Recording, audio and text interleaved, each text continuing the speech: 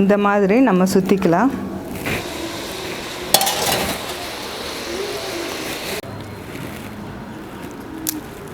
இந்த முறுக்கு ரொம்ப ரொம்ப சாஃப்டாக இருக்கும். பாரம்பரிய உணவு பிரியர்கள் அனைவருக்கும் வணக்கம். நீங்கள் பார்த்துட்டு இருக்கிறது ஃபுட்டி தமிழா சேனல். நான் உங்கள் உமா முருகேசன்.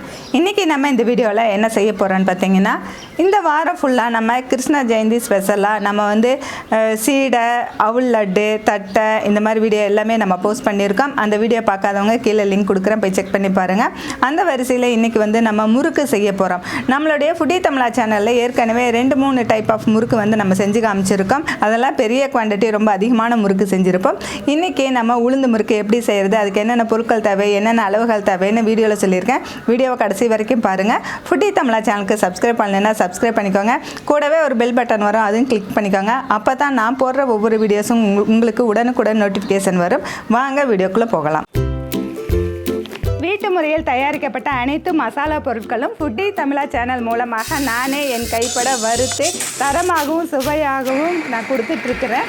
இது சாம்பார் பொடி, ரசப்பொடி உட்பட 10 வகையான மசாலா பொடிகள் நான் கொடுத்துட்ருக்கிறேன். இது தேவைப்படுறவங்க கீழே இருக்க காண்டாக்ட் நம்பருக்கு வாட்ஸ்அப் மூலம் வாட்ஸ்அப் பண்ணுங்கள். ஆல் ஓவர் இந்தியா நம்ம கொரியர் மூலமாக அனுப்பி வைக்க முடியும்.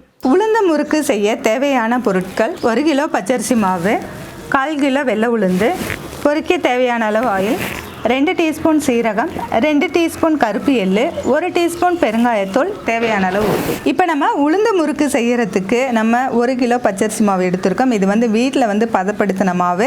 நீங்கள் கடையில் வாங்கின மாவாக இருந்ததுன்னா அதை வந்து நல்லா வறுத்துட்டு நம்ம ஜலிச்சு எடுத்துக்கலாம். அந்த மாவுலேயும் செய்யலாம்.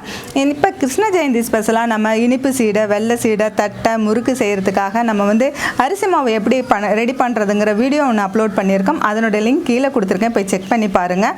அந்த முறையில் நம்ம பதப்படுத்தி எடுத்த மாவு தான் நம்ம இப்போ எடுத்துருக்குறோம். இதுக்கு அடுத்தது பார்த்திங்கன்னா, உளுந்து வந்துட்டு நம்ம வறுத்து அரைச்சி நம்ம போட போகிறதில்ல. அந்த முறுக்கு வந்து ஏற்கனவே நான் அப்லோட் பண்ணியிருக்கேன். அதனோட லிங்க்கு கீழே கொடுக்குறேன், போய் செக் பண்ணி பாருங்கள். இந்த முறுக்குக்கு வந்து நம்ம வெள்ளை உளுந்தை வந்துட்டு நல்லா கழுவிட்டு குக்கரில் போட்டு 2 விசில் விட்டு வேக விட்டு அதை அரைச்சி அதில் நம்ம பண்ண போகிறோம். இதை வந்து வறுத்து பவுடராக்கி பண்ணுறதும் ஒரு விதம் பண்ணலாம். இந்த மாதிரியும் நம்ம பண்ணலாம். அதுக்காக தான் இந்த உளுந்து முறுக்கு இந்த டைப்பில் செஞ்சு காமிக்கிறேன்.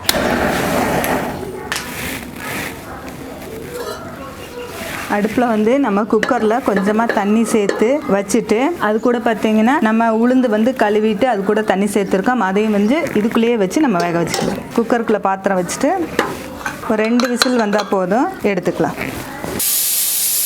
குக்கரில் இப்போ நம்ம 2 விசில் வந்துருச்சு. இப்போ விசில் அடங்கிடுச்சு, நம்ம எடுத்துக்கலாம். உளுந்து நல்லா வெந்துருச்சு. இப்போ உளுந்தில் இருக்கிற தண்ணியை வந்து நம்ம வடிச்சிட்டு உளுந்து ஆற போட்டுட்டு நம்ம மிக்ஸி ஜாரில் போட்டுக்கலாம். உளுந்து வேக வச்சதில் தண்ணி கொஞ்சம் இருக்குது, அதை வடிச்சுக்கலாம், எடுத்து வச்சுக்கலாம். நம்ம முறுக்கு மாவு பிசையும் போது தண்ணி தேவையாக இருந்தால் நம்ம இதையவே சேர்த்துக்கலாம். உளுந்து வந்து சூடு ஆறிடுச்சு, நம்ம அரைச்சி எடுத்துக்கலாம்.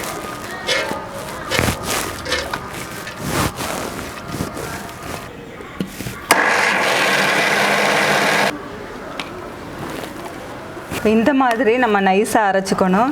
கொஞ்சம் மிக்ஸி ஜாரில் கொஞ்சம் கொஞ்சமாக சேர்த்துக்கலாம், நிறைய போட வேண்டாம். கொஞ்சம் தண்ணி தேவைப்பட்டால் கொஞ்சமாக தண்ணி சேர்த்து இந்த மாதிரி பதத்துக்கு நம்ம அரைச்சி எடுத்துக்கலாம்.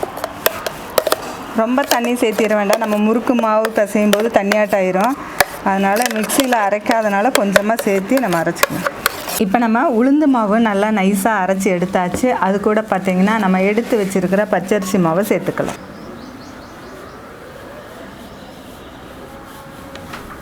அது கூட நம்ம எள்ளு சேர்த்துக்கலாம்.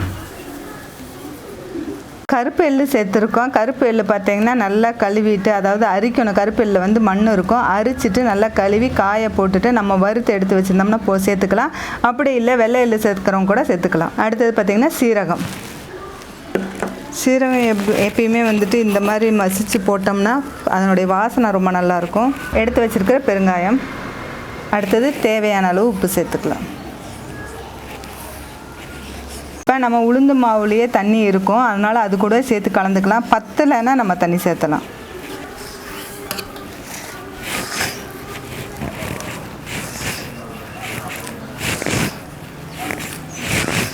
மாவு எல்லாமே நம்ம பிசைஞ்சிருக்கோம். தண்ணி கொஞ்சம் பத்தாமல் இருக்குது, அதனால் இது வந்து உளுந்து வேக வச்ச தண்ணி, அதையே சேர்த்துக்கலாம் நம்ம.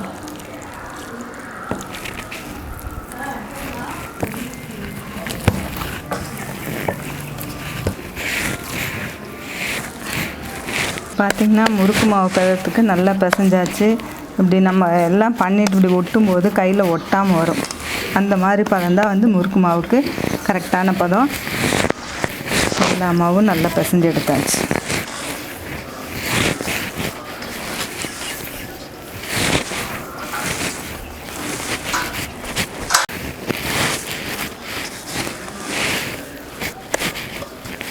முறுக்கு பொரிக்கிறதுக்காக நம்ம வந்து 1 லிட்டர் ஆயில் சேர்த்துக்கலாம்.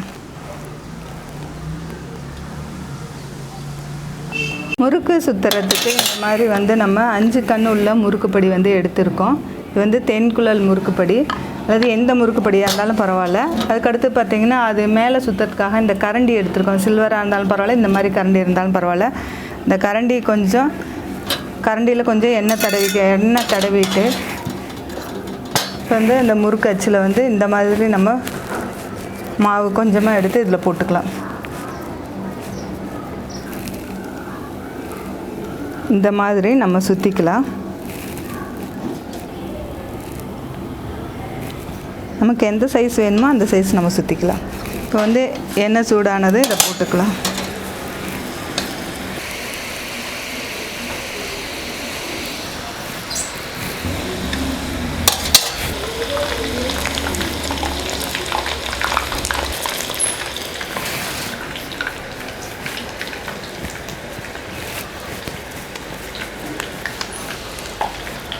இந்த முறுக்கு வந்து வெள்ளையாத்தான் நமக்கு கிடைக்கும். ஏன்னா நம்ம உளுந்து மட்டும்தான் போட்டிருக்கோம், காரம் எதுவும் சேர்த்துல. இது பார்த்திங்கன்னா இப்போ இந்த முறுக்கு பார்த்திங்கன்னா இதெல்லாம் அடங்கிடுச்சு, அந்த பபுள்ஸ் எல்லாம் அடங்கி நமக்கு முறுக்கு வெந்துருச்சு. இந்த மாதிரி பதத்தில் நம்ம முறுக்கு எடுத்துக்கலாம்.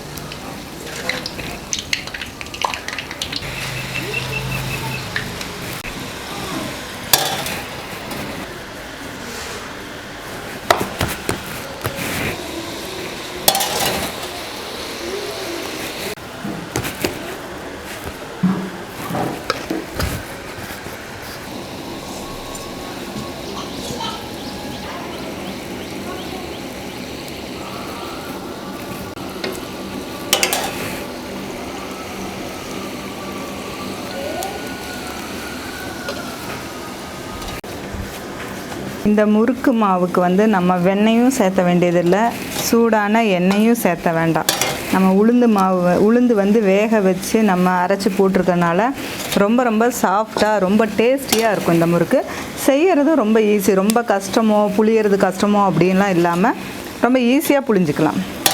கொஞ்சம் மாவு மட்டும் கெட்டியாக பிசைஞ்சிக்கணும், இல்லாட்டி கொஞ்சமாக எண்ணெய் இழுக்கும்.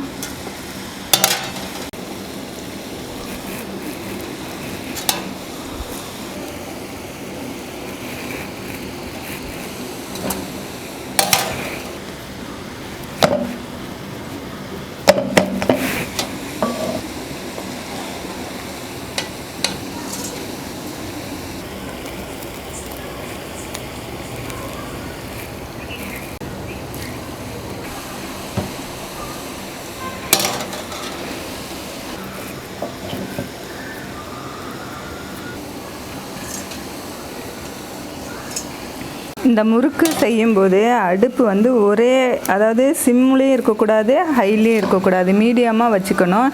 நம்ம ஒவ்வொரு இதுக்கும் ஏற்றவோ இறக்கவோ கூடாது. ஒரே ஸ்பீடாக எரிஞ்சிட்டே இருந்ததுன்னா நம்ம ஒரே மாதிரி நம்ம போட்டு எடுக்கலாம். நீங்கள் ஏற்றி இறக்கிட்டே இருந்தீங்கன்னா அந்த கலர் மாறும், இப்போ பொரியறது இது மாறும். அதனால் நீங்கள் ஒரே இது, அதை ஏற்றவும் வேண்டாம் இறக்கவும் வேண்டாம், அப்படியே நீங்கள் போட்டுக்கிட்டே இருக்கலாம். ஆனால் கேப் விடாமல் போடணும். நீங்கள் 4 முறுக்கு போட்டுட்டோம், அந்த 4 எடுத்துடலாம், அதுக்கு அடுத்தது 4 போடும், அப்படி திருப்பிக்கலாம். அந்த மாதிரி பண்ணும்போது ரொம்ப ஈஸியாக இருக்கும், ரொம்ப கிறிஸ்பியாகவும் நல்லா வரும். முறுக்கு செய்கிறதுக்கு மாவு மட்டும் கரெக்டாக இருந்தால் நமக்கு கிறிஸ்பியாக வந்துடும் அப்படிங்கிறது கிடையாது. எண்ணெய் சூடும் வந்து கரெக்டாக இருக்கணும். ரொம்ப ஹைலையும் இருக்கக்கூடாது, ரொம்ப ஸ்லோவாகவும் இருக்கக்கூடாது. ஹையில் இருந்துச்சுன்னா முறுக்கு போட்டவனே செவந்துடும், உள்ளே வேகாது. அதுவே வந்து எண்ணெய் காயாமல் இருந்துச்சுன்னா வந்து கடுகடுன்னு ஆயிரும். இப்போ நீங்கள் எவ்வளோ தான் சாஃப்டாக மாவு பிணைஞ்சாலும் எண்ணெய் சூடு கரெக்டாக இல்லாமல், சூடே இல்லாமல் நீங்கள் போட்டுட்டிங்கன்னா முறுக்கு வந்து ரொம்ப ஹார்டாக ஆயிரும். அப்போ கடிக்கும்போதே கடுக்கு முடுக்குன்னு இருக்கும். அதனால் அடுப்போட இதுவும் வந்து கரெக்டாக இருக்கணும். எண்ணெய் சூடு கரெக்டாக இருந்தால் தான் முறுக்கு வந்து கிறிஸ்பியாக நல்லா வரும்.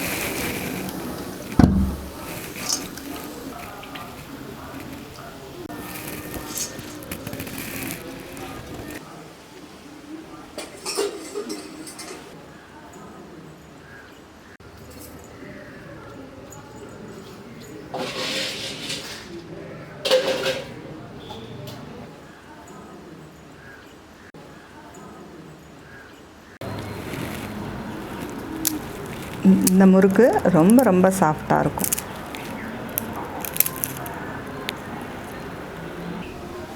இந்த வாரம் பூராமே நம்ம வந்து கிருஷ்ண ஜெயந்தி ஸ்பெஷலாக அவுல் லட்டு, இனிப்பு சீடை, உப்பு சீடை, தட்டை வடை, அடுத்தது பார்த்திங்கன்னா நம்ம முறுக்கு செஞ்சுருக்கோம்.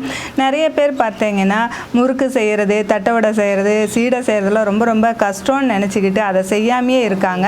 நம்ம தேவைன்னா கடையில் போய் வாங்கிக்கிறோம், அப்படிலாம் கிடையாது. ஒரு இதை வந்துட்டு நம்ம 2-3 தடவை செஞ்சு பார்த்தோம்னா ரொம்ப ஈஸியாக வரும். அதனால தான் நான் பார்த்திங்கன்னா ஃபுட்டி தமிழால் எல்லாமே பெரிய குவான்டிட்டியாக செஞ்சு காமிச்சிருப்பேன்.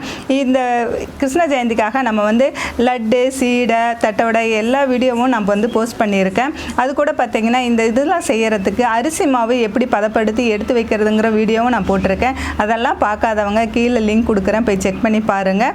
இப்போ நம்ம முறுக்கு வந்து ரொம்ப ரொம்ப சூப்பராக ரொம்ப ரொம்ப டேஸ்டியாக நம்ம செஞ்சுருக்கோம். பிகினர்ஸ் கூட எதுவுமே தெரியாதுங்கிறவங்க கூட ரொம்ப ஈஸியாக செஞ்சுக்க முடியும். ரொம்ப ரொம்ப ரொம்ப ஈஸியாகவும் இருக்குது, பார்க்குறதுக்கு ரொம்ப ரொம்ப நல்லா இருக்குது, டேஸ்ட்டும் சூப்பராக இருக்குது. இந்த மாதிரி நீங்களும் கிருஷ்ண ஜெயந்திக்கு 1-2 பலகாரம் வீட்டில் செஞ்சு கிருஷ்ணருக்கு படைச்சு நீங்களும் சந்தோஷமாக இருங்க. எனக்கு கீழே கமெண்ட் செக்ஷனில் கமெண்ட் பண்ணுங்கள். அதை படித்தா எனக்கும் கொஞ்சம் சந்தோஷமாக இருக்கும், இதை பார்த்து செய்கிறாங்கன்ற ஒரு இது கிடைக்கும் எனக்கு. இந்த வீடியோ பிடிச்சிருந்தால் லைக் பண்ணுங்கள், ஷேர் பண்ணுங்கள். வீடியோ பற்றின கருத்துக்களை கமெண்ட் செக்ஷனில் கமெண்ட் பண்ணுங்கள். ஃபுட்டி தமிழா சேனலுக்கு சப்ஸ்கிரைப் பண்ணலைன்னா சப்ஸ்கிரைப் பண்ணிக்கோங்க. கூடவே ஒரு பெல் பட்டன் வரும், அது கிளிக் பண்ணிக்கோங்க. அப்போ தான் வந்து நான் போடுற ஒவ்வொரு வீடியோஸும் உங்களுக்கு உடனுக்குடன் நோட்டிஃபிகேஷன் வரும். மீண்டும் அடுத்த வீடியோவில் சந்திக்கலாம்.